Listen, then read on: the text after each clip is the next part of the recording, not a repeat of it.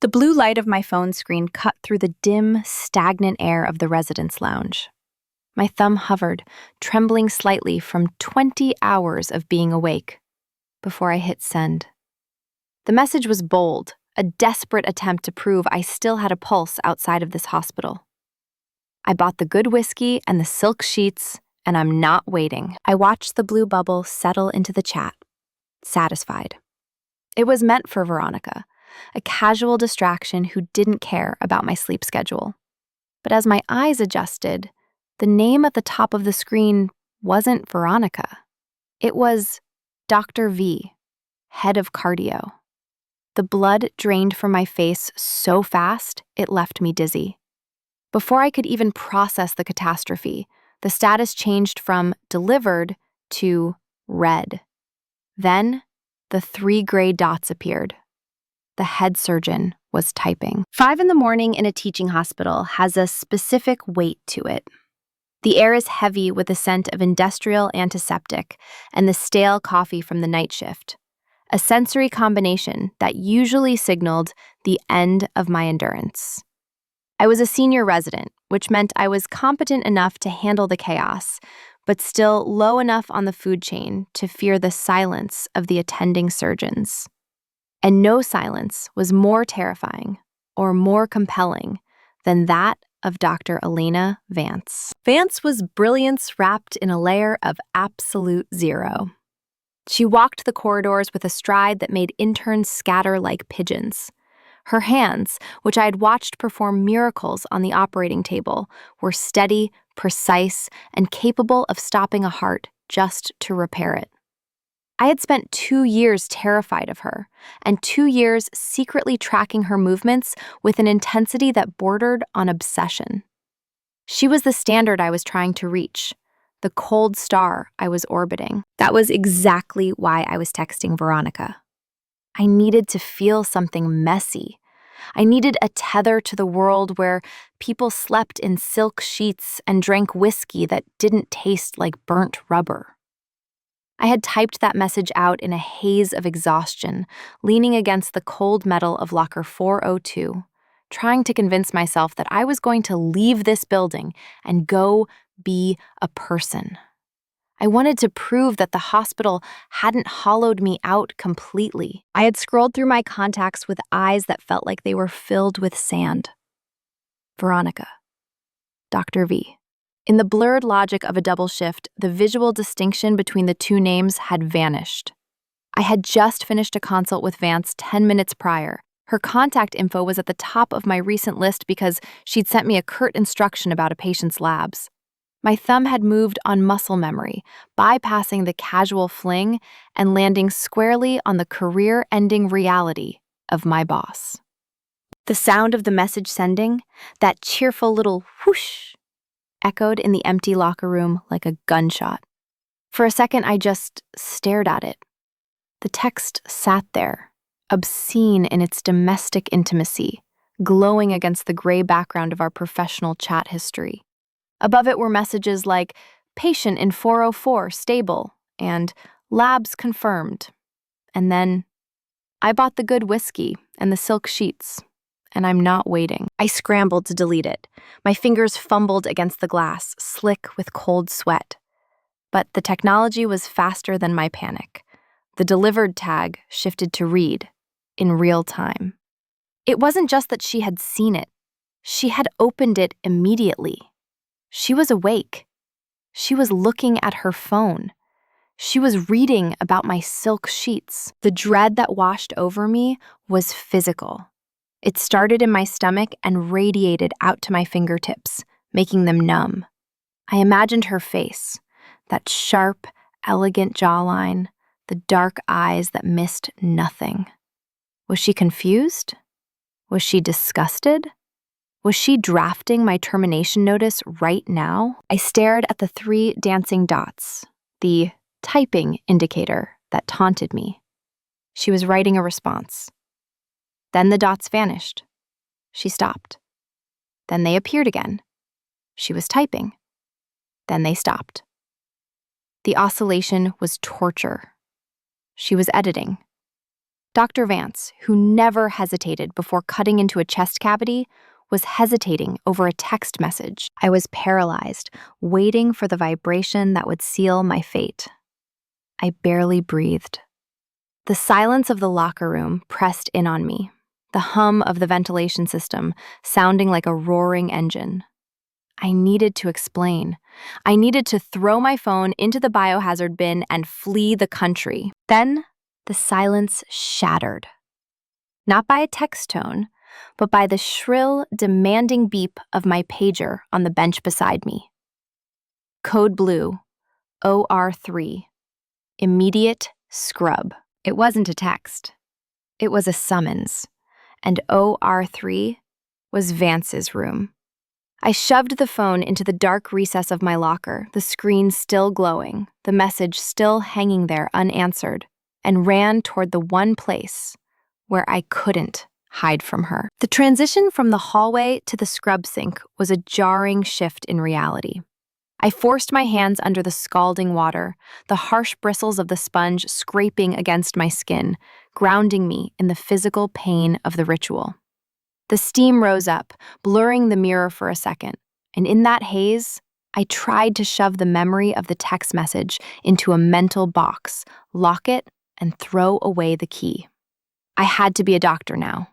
I couldn't be the woman who offered whiskey and silk sheets to the most intimidating surgeon on the eastern seaboard.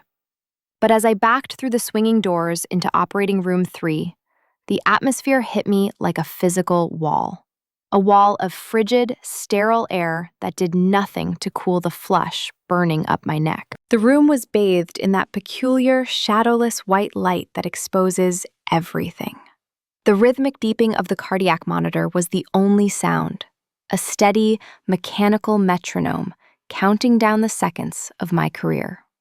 Dr. Vance was already at the table.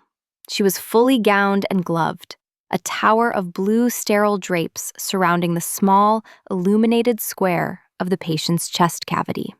She didn't look up when I entered. She didn't acknowledge the sound of the door or the squeak of my shoes on the linoleum. She was a statue of focus, her eyes fixed on the field, her hands already moving with that terrifying, elegant efficiency. I took my place across from her, the first assist position that usually felt like a privilege, but today felt like a sentencing hearing. The table was narrow. We were standing barely 2 feet apart. In this proximity, the usual professional distance evaporated. I could see the fine lines around her eyes above the surgical mask. I could see the way her pupils were dilated, focused entirely on the delicate valve repair before us.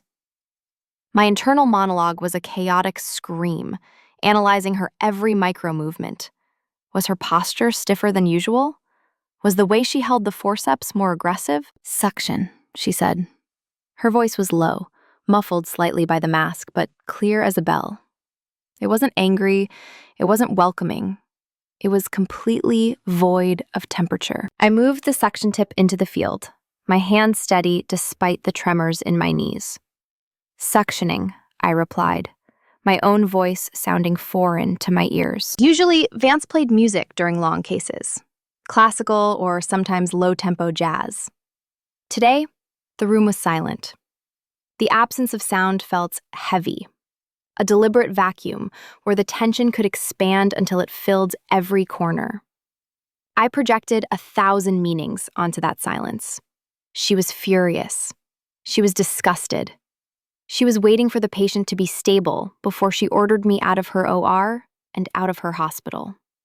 Every beep of the monitor felt like an accusation. The surgery was complex, a mitral valve repair that required absolute synchronized movement. We worked in a rhythm that we had perfected over months, a dance of steel and suture where I anticipated her needs before she voiced them. "Retractor," she murmured. I adjusted the metal blade. "Suture, 4-0-proline. I had it ready on the needle driver before she finished the sentence. Then it happened. As I passed the instrument, the exchange wasn't clean. The handle of the driver didn't just drop into her palm. Her fingers closed around it while my hand was still there. For a fraction of a second, our gloved fingers overlapped. It was a layer of latex against a layer of latex, a barrier that should have rendered the touch clinical, meaningless. Instead, I felt a jolt of electricity arc through the sterile barrier that was so sharp, I almost flinched. It wasn't just a touch, it was a connection. In that split second, the text message wasn't a mistake on a phone screen in a dark locker. It was right here, hovering over the open chest of a sleeping patient. The silk sheets and the good whiskey crashed into the reality of blood and betadine. I felt the heat of her hand through the glove, a ghost of the intimacy I had accidentally offered. She didn't pull away immediately. Her gaze snapped up from the surgical field, locking onto mine. For one heart-stopping moment, the surgery didn't exist. There was only the dark, intense pull of her eyes, wide and unreadable, staring into mine with a weight that felt like it could crush bone. The air between us thickened, charged with a sudden, suffocating awareness. The monitor beeped, once, twice, 3 times, marking the seconds of contact that lasted far longer than was necessary to transfer a tool. Then, just as quickly, the mask descended. She took the needle driver, her eyes dropping back to the valve. "Cut," she ordered, her voice rougher than before. I cut the suture. The moment passed, buried under the immediate demands of the procedure. But the air in the room had changed. The silence wasn't empty anymore. It was full, vibrating with a question I was terrified to answer. We finished the repair in that charged, heavy quiet, the tension coiling tighter with every knot we tied, binding us together in a secret that felt more dangerous than the surgery itself. When the final suture was placed, she looked up again, and this time, she didn't look away. I stripped out of my scrubs with hands that had lost all their surgical steadiness. The paper gown went into the biohazard bin with a wet slap, followed by the gloves that still felt like they were burning with the memory of her touch. I was moving too fast, fueled by a cocktail of adrenaline and nausea, desperate to get to my locker before the rest of the team filtered in. I needed to see the damage. I needed to know if I still had a job, or if security was currently on their way to escort me out for sexual harassment via telecommunications. My locker was dark and cold, a metal coffin for my personal life. I grabbed my phone, my thumb slipping on the screen as I unlocked it. I expected a wall of text. I expected a formal reprimand. I expected a block. Instead, I found nothing. The chat log was exactly as I had left it. My mortifying declaration about whiskey and silk sheets sat there at the bottom, marked read at 5:03 a.m. But there was no reply. The 3 dancing dots were gone. I stared at the screen, my breath catching in my throat. I opened the notification history, scrolling back with frantic precision. And there it was, the digital ghost of her hesitation. The activity log showed that she had been typing, not just once. The indicator had been active for nearly 4 minutes while I was scrubbing in. 4 minutes. That wasn't a quick wrong number or delete this. You don't type for 4 minutes to fire someone. You do that in person, with HR present. She had written something. Then she had deleted it. Then she had written something else, and deleted that too. The implication of those missing words hit me harder than any angry rejection could have. Dr. Vance, the woman who made split-second decisions about aortic dissections without blinking, had struggled to find the words. She had hesitated. The woman who was pure, cold certainty had wavered. Why? My mind began to spiral, dissecting the invisible draft. Had she been angry? Dr. Avery, this is inappropriate. Had she been confused? Is this for me? Or, and this was the thought that made my knees weak, forcing me to sit down on the hard bench. Had she been tempted? Had she typed out a response that matched my energy, only to let her professional suppression win at the last second? The locker room door swung open, breaking my trance. Two other residents, Sarah and Miller, stumbled in, bringing a wave of noise and normalcy with them. They were laughing, complaining about the on-call room's AC, debating the merits of the cafeteria's breakfast burrito versus passing out immediately. "I'm telling you, straight to brunch," Sarah was saying, pulling her hair out of a scrub cap. "I need a mimosa the size of a bucket. You coming, Avery?" I looked up at them, feeling like I was speaking from underwater. They were planning their weekend. They were normal people with normal problems. They didn't have the head of cardio's silence weighing on their chest like an anvil. I have charts," I stammered, shoving my phone deep into my pocket as if it were radioactive. "Catch you later." They shrugged and continued their chatter, oblivious to the fact that the floor beneath me felt like it was dissolving. I sat there in the noise, feeling entirely alone. The contrast was suffocating. Their casual exhaustion versus my electric, terrified alertness. Then, my pocket buzzed. It was a single, sharp vibration against my hip. Not a pager, a text. I waited until Sarah turned her back to open her locker before I pulled the phone out. The notification was simple. It wasn't an email. It wasn't a calendar invite. It was a direct message from Dr. V. My office. Post rounds. 4 words. No punctuation at the end. No "please see me," just the location and the time.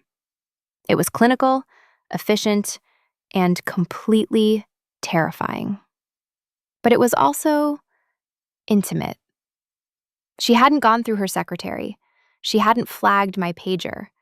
She had texted me, completing the circuit I had opened. The next 3 hours were a blur of white coats and clipboards. Rounds were usually my favorite part of the day, the intellectual puzzle of diagnosis, the satisfaction of a plan coming together.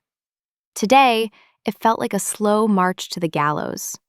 I recited patient vitals and lab results on autopilot, my voice steady, while my heart hammered a frantic rhythm against my ribs. Every time I passed a glass reflection, I checked my face, looking for the guilt written there. Vance wasn't on rounds with us. She was in surgery or admin, leaving me to stew in the anticipation. The post-rounds deadline hung over me, a countdown clock ticking away the minutes of my career. Finally, the attending dismissed us. The other residents scattered toward freedom and sleep. I stood in the hallway for a moment, clutching my clipboard like a shield. The hospital sounds, the overhead pages, the squeak of gurneys, the distant hum of conversation, seemed to fade away, leaving only the sound of my own pulse in my ears. I turned toward the administrative wing. The air here was different, quieter, smelling of carpet cleaner and old paper rather than antiseptic. I walked past the closed doors of the department heads, my footsteps heavy, moving inevitably toward the corner office where the head surgeon was waiting to dissect me. Dr. Vance's office was a sensory shock after the clinical brutalism of the hallway. I stepped inside, and the door clicked shut behind me, sealing out the hospital hum. The space didn't smell like sickness or bleach. It smelled of dark roast espresso, old paper, and the faint, grounding scent of sandalwood. It was a room that commanded respect, lined with mahogany bookshelves that held more medical knowledge than I would likely acquire in a lifetime. Vance was sitting behind her desk, a sprawling expanse of glass and dark wood that looked less like furniture and more like a fortification. She didn't look up when I entered. She was finishing a chart, her fountain pen scratching against the paper with a rhythmic, deliberate sound that seemed to amplify the silence in the room. Scritch, scratch, pause. Scritch. I stood there, hands clasped behind my back in the parade rest posture I'd learned as an intern, waiting to be acknowledged. I scanned the room peripherally, my heart rate spiking as I realized we were alone. There was no representative from Human Resources sitting in the corner with a notepad. There was no chief of surgery looking disappointed.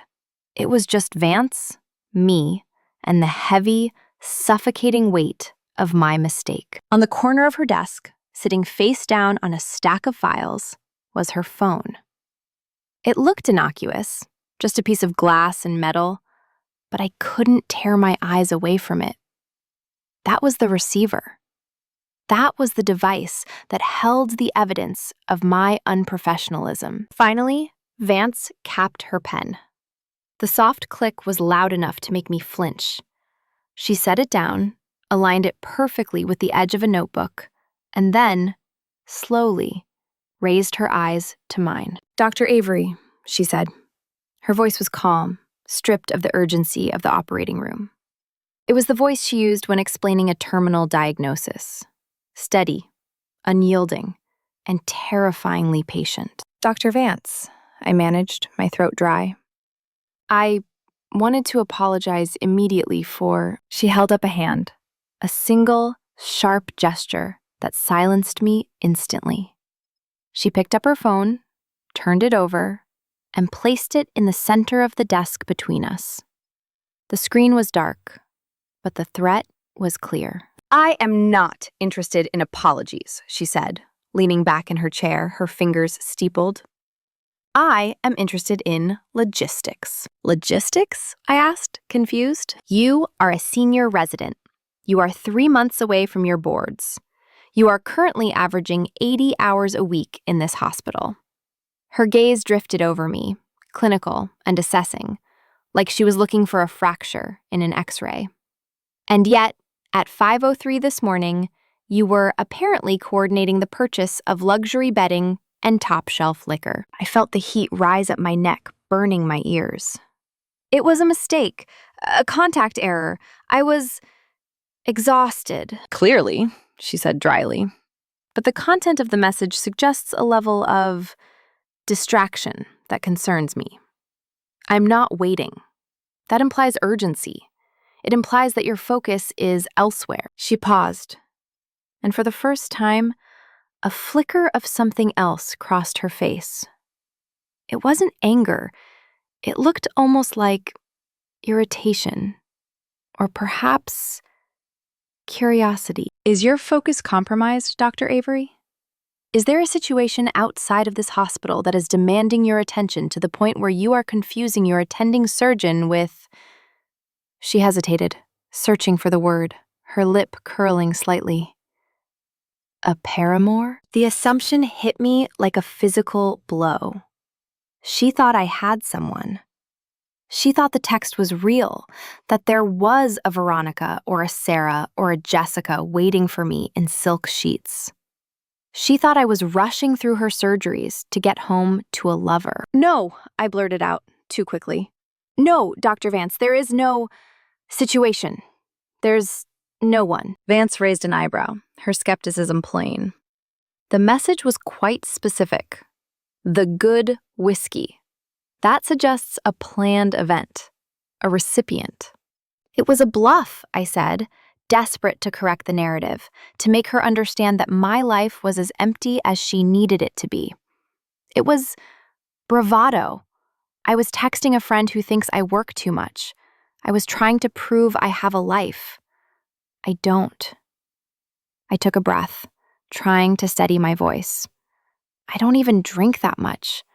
I just bought the bottle because... I stopped.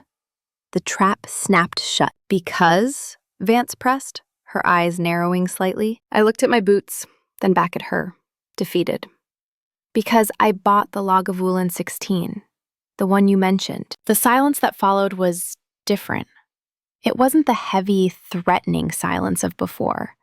It was a suspended, fragile thing. Vance went very still. "I mentioned Lagavulin once," she said slowly, her voice dropping an octave. 6 months ago, at the department holiday party, in a conversation with Dr. Sharma. "I was standing behind you," I admitted, my voice barely a whisper. "Getting punch.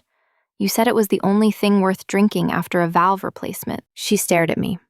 The clinical detachment cracked, just for a second. Her eyes searched my face, reevaluating the data. She realized in that moment that I wasn't just a distracted resident.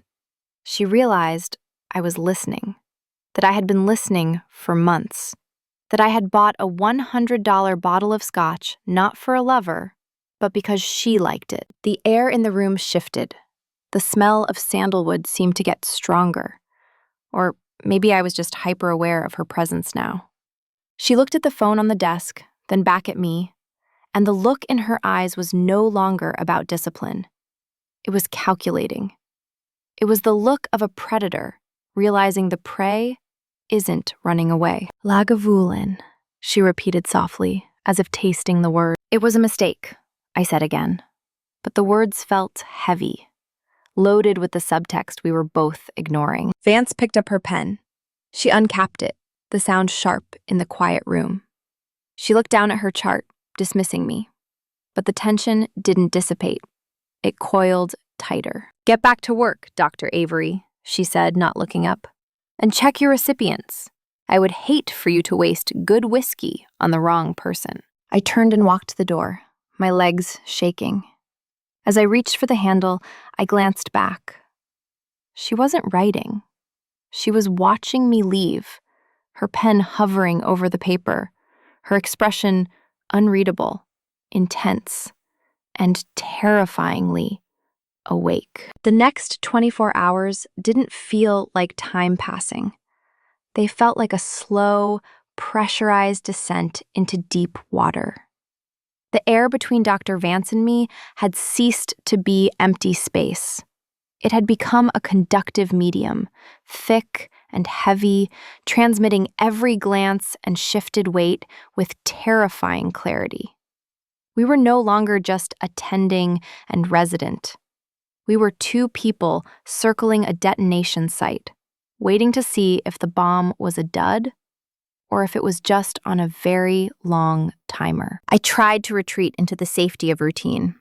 I rounded on my patients, I updated charts, I drank terrible coffee.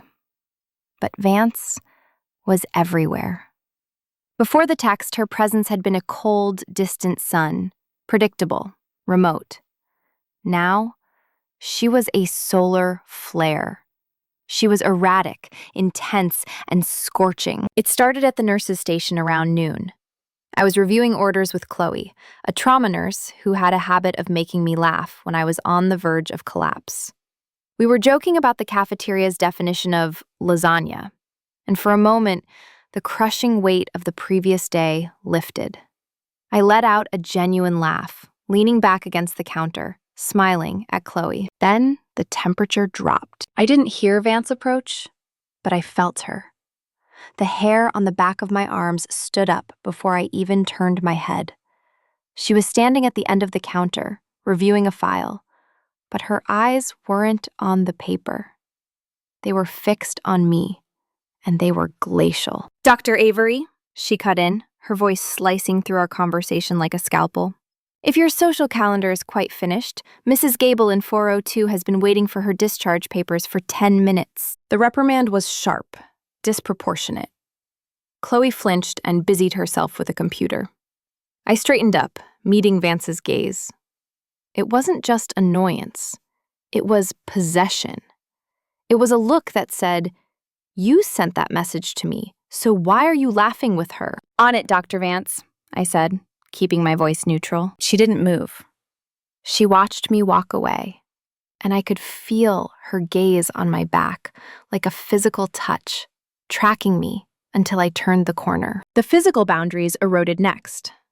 Later that afternoon, during a chart review for an upcoming bypass, she stood next to me at the computer terminal.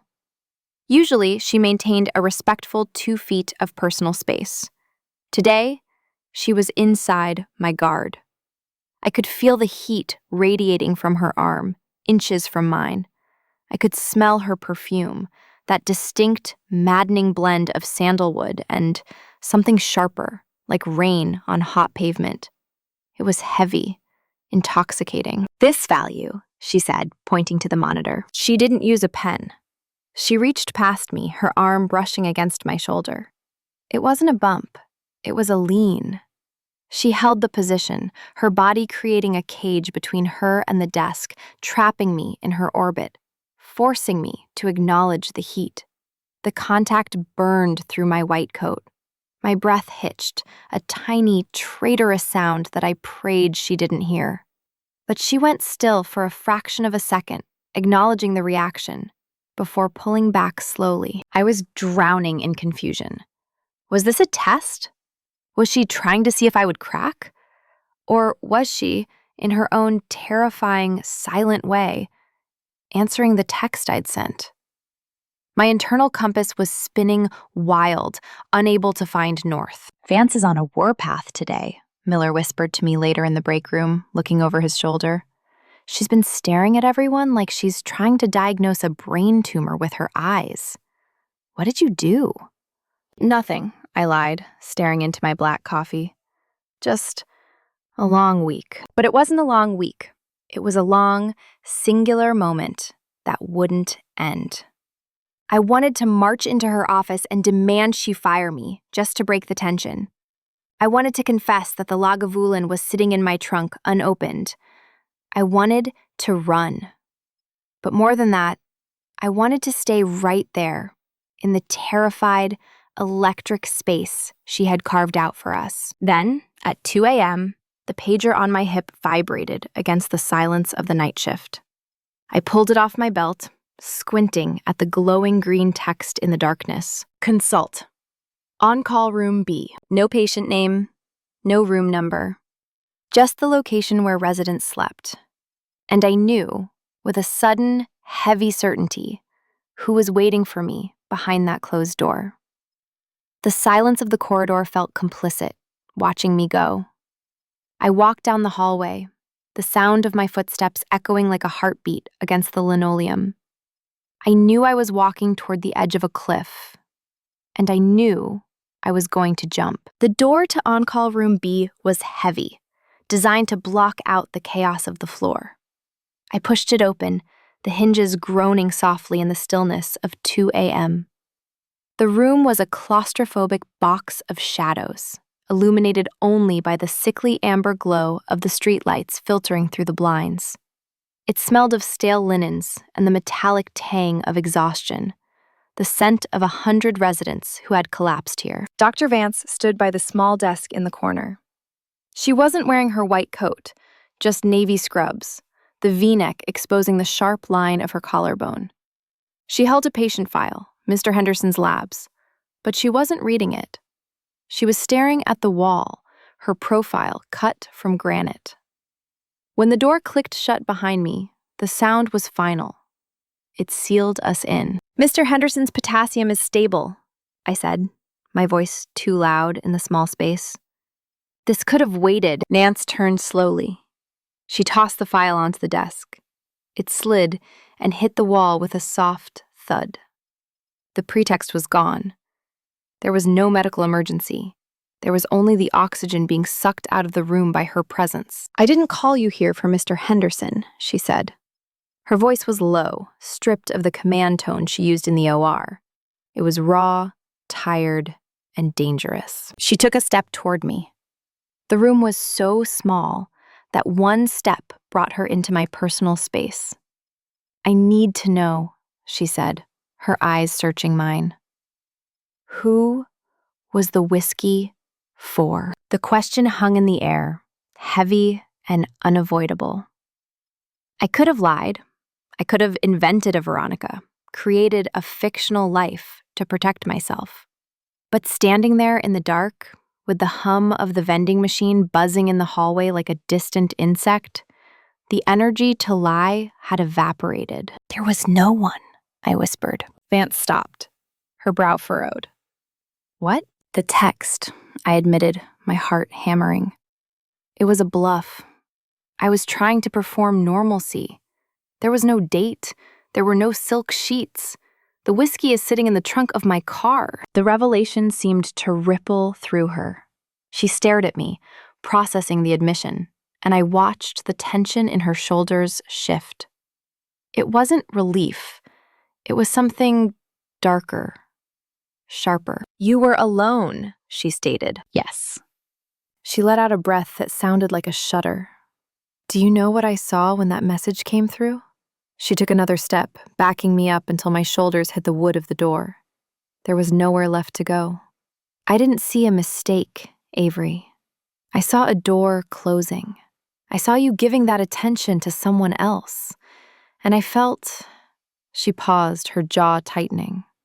I felt a jealousy so unprofessional, so immediate, that I nearly dropped my phone. My breath hitched. You were typing, I said, the memory of those 3 dancing dots surfacing. For 4 minutes. Vance looked down at me, her eyes dark pools. She placed a hand on the doorframe next to my head, boxing me in. The scent of sandalwood and rain was overwhelming now, filling my lungs. I typed 3 different versions of the same sentence, she confessed, her voice dropping to a rough whisper. I typed, I'm on my way. The world stopped. The hum of the hospital, the fatigue, the fear, it all vanished. I wanted to come over, she said, leaning in until her forehead touched mine. I wanted to drink the whiskey. I wanted to see if the sheets were actually silk. She raised her hand. No glove, no latex barrier. Her fingers, cool and calloused from years of surgery, brushed against the line of my jaw. The touch was electric, shocking in its directness. My skin burned under her fingertips. She traced the curve of my chin, tilting my head up. Tell me to stop, she murmured, her thumb brushing my lip. Tell me this is a firing offense, and walk out. Don't stop, I breathed. The barrier broke. Vance made a sound low in her throat, a growl of surrender, and crashed her mouth onto mine. It wasn't a tentative first kiss. It was a collision. Desperate, hungry, fueled by months of silence. Her hands tangling in my hair, my hands gripping her scrubs, pulling her closer in the tiny, dark room. The forbidden line wasn't just crossed. It was obliterated. The shrill cry of a pager severed the moment like a scalpel through silk. It was mine. Trauma Bay.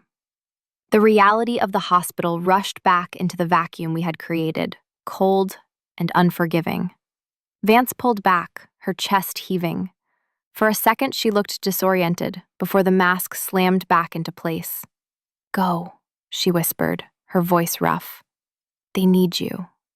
I left her standing in the dark, my body humming with a frequency that felt dangerous, knowing that the conversation wasn't over. 2 hours later, the sun bled through the smog as I walked into the garage. The air smelled of gasoline and damp concrete, a stark contrast to the sterile field upstairs. I found her on the 4th level, leaning against a silver sedan that cost more than my medical school debt. She was out of scrubs, wearing a structured coat like armor, staring at the concrete pillar opposite her. She didn't look at me as I approached. This is reckless, she said to the air. Statistically, this ends in disaster. For both of us.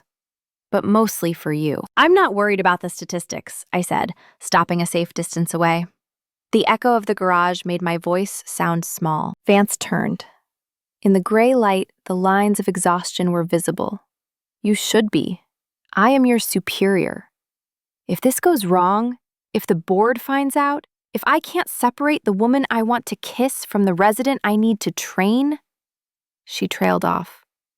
The power dynamic is a minefield. So we don't do it, I said, testing the water, though the thought made my chest ache. We pretend the last hour didn't happen. Vance looked at me, and the hunger I had seen in the on-call room flared again, dark and undeniable. I can't do that. Not anymore. She pushed off the car and walked toward me, stopping just outside touching distance. But if we do this, there are rules. A protocol. A protocol, I repeated, almost smiling. Of course. Absolute discretion, she listed, her tone clipping into surgical precision. Inside the hospital, you are Dr. Avery, and I am Dr. Vance. No lingering looks, no whispers. If you make a mistake in my OR, I will correct you just as harshly as everyone else. Maybe harsher. I will not let anyone say you didn't earn your place. I wouldn't want it any other way, I said. And she hesitated, her gaze dropping to my mouth for a split second before snapping back to my eyes. If you ever feel pressured, if you ever feel that I am leveraging my position, Elena, I said, using her first name for the first time. It felt like a transgression and a gift. I'm not afraid of your position. I'm afraid of you stopping. The tension in her shoulders broke. She let out a long, shaky breath and opened the driver's side door of her car. Get in. I slid into the passenger seat. The interior was sealed leather and silence. Mance sat in the driver's seat, gripping the wheel tightly. Then, she released it and reached across the center console. I met her halfway. Our hands clasped over the gear shift, a tangle of fingers in the quiet space. It wasn't sexual. It was an anchor. I am terrified, she admitted softly, her thumb tracing the back of my hand. Not of the board, not of the scandal. I'm terrified that I will get used to having you, and then the job will take it away. This job takes everything eventually. Not this, I said, squeezing her hand. It doesn't get this. She looked at me then, her eyes soft, unguarded in a way the hospital never allowed. Okay, she whispered.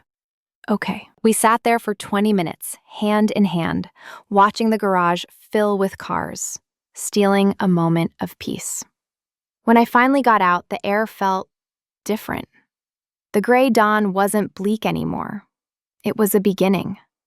The tether between us was invisible, buried under professional ethics and secret protocols. But as I drove away, I could feel the pull of it. Tight, dangerous, and unbreakable. The address she sent me led to a pre-war building in the historic district, a place of heavy stone and wrought iron that felt impenetrable.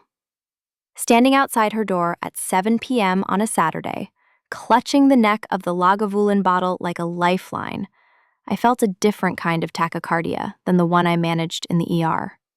This wasn't the adrenaline of a crash cart. It was the hollow, vibrating nerves of a woman about to step into the sanctuary of a god she used to worship from afar. When the door opened, the head of cardio vanished. Dr. Vance, Elena, stood there, and the visual shift was so jarring I almost forgot to say hello. The severe bun was gone, her dark hair falling loose in soft waves around her face. The starched white coat and the shapeless scrubs were replaced by a cream-colored cashmere sweater that looked impossibly soft, the sleeves pushed up to her elbows, and dark silk trousers that draped fluidly against her frame. She was barefoot. It was a detail so intimate, so human, that it made my breath catch. You found it, she said, her voice dropping the command tone entirely. A small smile played at the corner of her mouth, hesitant and warm. I brought the leverage, I said, lifting the bottle. Her smile deepened into something genuine. Come in. Her apartment was exactly what I should have expected. Meticulous, clean lines, floor-to-ceiling bookshelves that mirrored her office. But it was warmer. The lighting was low, amber-hued lamps casting soft shadows against the walls. A record player in the corner was spinning something slow and instrumental, a saxophone melody that curled through the air like smoke.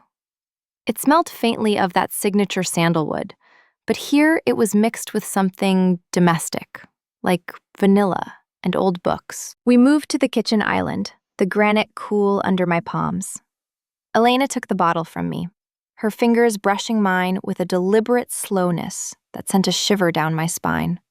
She poured 2 glasses, neat, the amber liquid catching the light. To accidental texts, she toasted, leaning against the counter, her hip just inches from mine. To the good whiskey, I replied. The taste was complex. Smoke, peat, and a sharp burn that settled warm in my chest. But the real intoxication was her. We talked, Not about valve repairs or hospital politics, but about the things the white coat hid. She told me about growing up in a house where silence was a virtue, about her obsession with restoration architecture, about how she listened to jazz because it was the only thing that felt like organized chaos. I watched her peel back the layers of her persona, the head surgeon armor falling away to reveal the woman underneath, someone who was funny, fiercely intelligent, and surprisingly lonely. The transition to the bedroom wasn't a decision. It was a gravitational pull. The conversation slowed, the spaces between our words filling with the magnetic charge that had been building since the scrub room. She took my glass, set it down, and took my hand. Her bedroom was vast, dominated by a bed that looked like a cloud. And yes, the sheets were silk, charcoal gray, cool to the touch, slipping through my fingers like water. When she kissed me there, away from the fluorescent glare and the threat of pagers, it was different. In the OR, her hands were instruments of control, precise and unyielding. Here, they were instruments of exploration. She traced the line of my spine with a reverence that made me tremble, her touch mapping me with the same focus she gave a patient, but with a terrifying amount of tenderness. "You have no idea," she whispered against my skin, her voice ragged. How hard it was to keep my hands behind my back in that elevator yesterday. "You don't have to keep them there now," I breathed. The chemistry we had suppressed exploded. It was a slow, deliberate unraveling. The friction of skin on silk, the scent of her hair, the way she made a sound that was half gasp, half sob when I finally pulled her close. It was a rewriting of our history. The hierarchy dissolved. There was no attending, no resident. Just the heat of her body, the desperate, overdue collision of two people who had been orbiting each other in the dark. I woke up hours before my alarm, the room bathed in the gray light of early morning. Elena was asleep beside me, one arm thrown over the duvet, her face softened in unconsciousness. The formidable Dr. Vance, who could silence a room with a look, was curled toward me, vulnerable and open. I watched the steady rise and fall of her chest, feeling the weight of the secret we were now carrying. It was heavy, yes. It was dangerous. But looking at her, watching the dawn creep across the silk sheets we had finally put to use, I knew I would carry it without complaint. The risk was terrifying, but the reality of her was worth every single consequence. Walking back into the hospital on Monday morning felt like stepping onto the surface of a different planet, one where the gravity had shifted in my favor.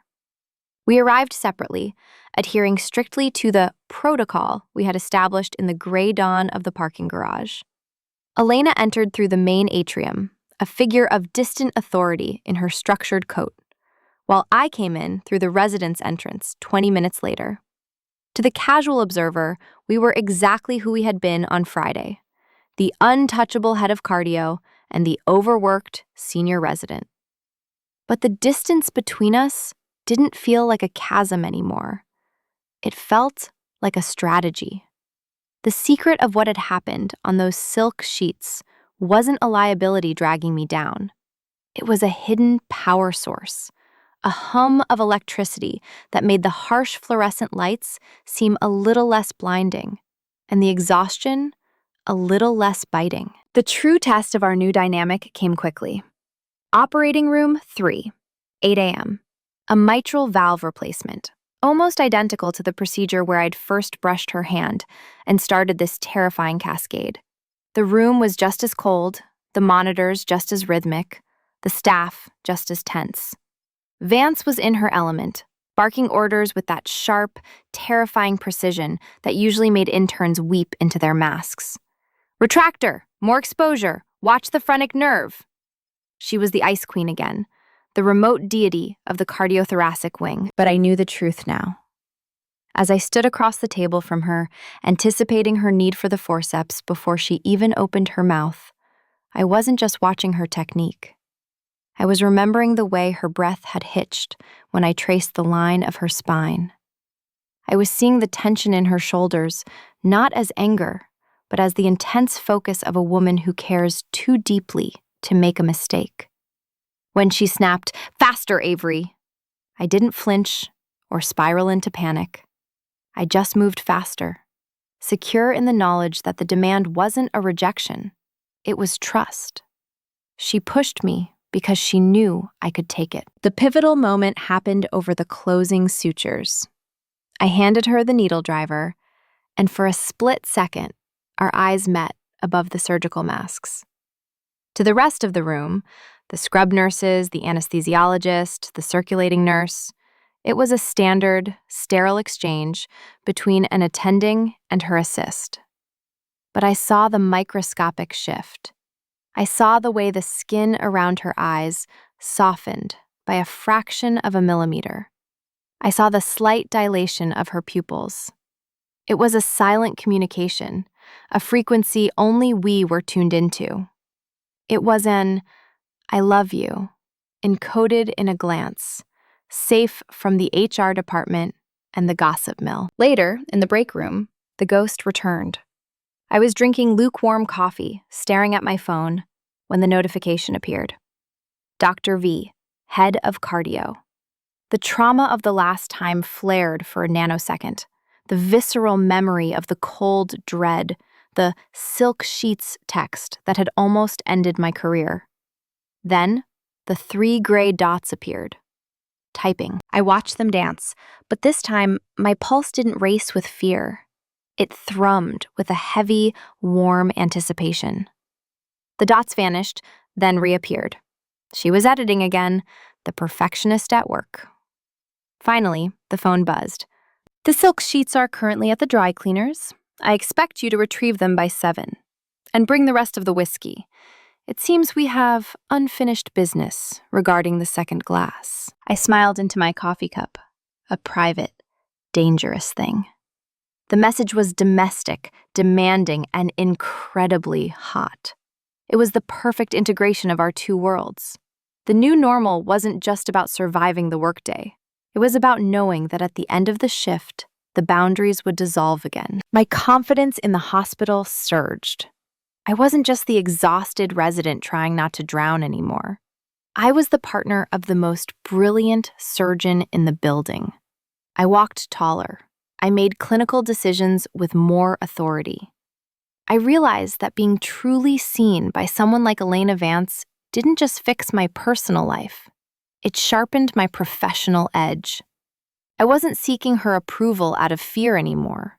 I was earning it out of respect, knowing that the reward was no longer just a good evaluation, but the quiet, heavy warmth of her hand in mine on the drive home. We scrubbed out together at the end of the shift, side by side at the metal sinks, the water roaring, drowning out any need for conversation. We didn't speak, we didn't touch, but as we synchronized our movements, scrub, rinse, turn, the rhythm was undeniable. We were a team, in the light and in the dark. As I dried my hands, my phone buzzed in my pocket, a phantom sensation against my hip. Vance was standing 5 feet away, tossing her paper towel into the bin, her face perfectly neutral. I checked the screen. "I'm not waiting tonight either." I looked up. She was already walking toward the door, not looking back. But I saw the ghost of a smile she was hiding. The mistake that should have ruined me had become the catalyst for the only thing that mattered. If you want to hear more stories about boundaries breaking in the best way, subscribe to Sapphic Legacy.